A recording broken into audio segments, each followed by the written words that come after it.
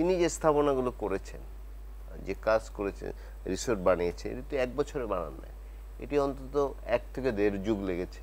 বা জমিগুলো যে উনি বলা হচ্ছে যে অনেক আমাদের হিন্দু সম্প্রদায়ের অনেক জমিও তিনি দখল করেছেন, এটি তো একদিনই করেন। এবং খোদ প্রধানমন্ত্রীর যে জেলা, সেই জেলায় এই কাজটি করেছেন। এটি কি গোয়েন্দা সংস্থা বা অন্যরা জানতেন না? কিন্তু এটি করা হয়নি কেন? যে আওয়ামী লীগের দুর্বিনীত শাসন টিকিয়ে রাখতে তিনি রাষ্ট্রের কর্মচারী না হয়ে দলীয় বাহিনীতে পরিণত হয়েছিলেন।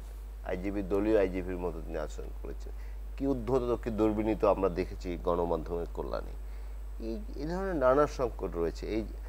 সেই যে কারণে বললাম যে বেনজির সাহেবের দুর্নীতি আর কারো নাম কিন্তু আসছে না, আপনি দেখবেন আর কারো নাম, শুধু ওনার কথাই আমরা শুনছি। কিন্তু উনি যে হাজার হাজার কোটি টাকা কামিয়েছেন, এটা তো একা কামাতে পারেন, ওনার সহযোগী ছিল, ওনাকে কেউ পৃষ্ঠপোষকতা করেছে, সেই নামগুলো আসছে। সর্বশেষ একটি উদাহরণ দিই, যে আমরা জানি যে আমাদের এই উদাহরণটি আমি অনেক জায়গায় দিই, বেসিক ব্যাংক একটি ব্যাংক আছে বাংলাদেশে, এটা কিন্তু খুব লাভজনক ব্যাংক ছিল এক সময়।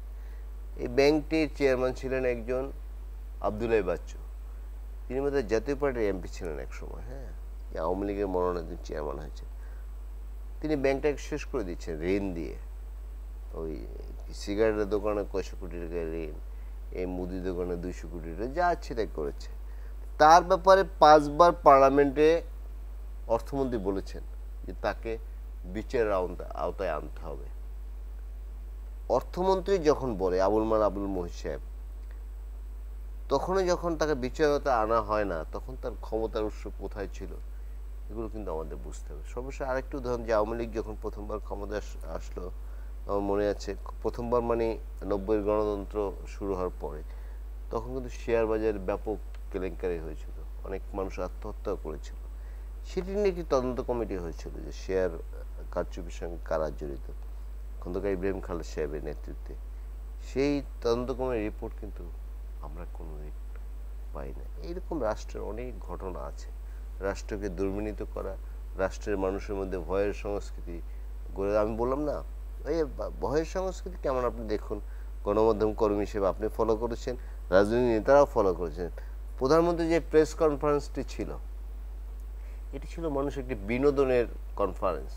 সেখানে কোনো প্রশ্ন করা হতো না, সবাই স্তুতি করতো প্রধানমন্ত্রী, এবং তিনি কি বললে খুশি হন সব সাংবাদিকের। আমি আমাদেরই বন্ধুবান্ধব বা আমাদেরই সহকর্মী, তারা সেই প্রশ্নগুলো করতেন। এভাবে আস্তে আস্তে পুরো রাষ্ট্রটাকে একদম দুর্বিনীত করা হয়েছে, রাষ্ট্রে একটি ভয়ের সংস্কৃতি গড়ে তোলা হয়েছে। ফেসবুকে কিছু লিখতে পারতো না, মানুষ কোনো কথা বলতে পারতো না, সবাই ভয় পেত। কোথায় যেন একটি ভয় লুকিয়ে ছিল।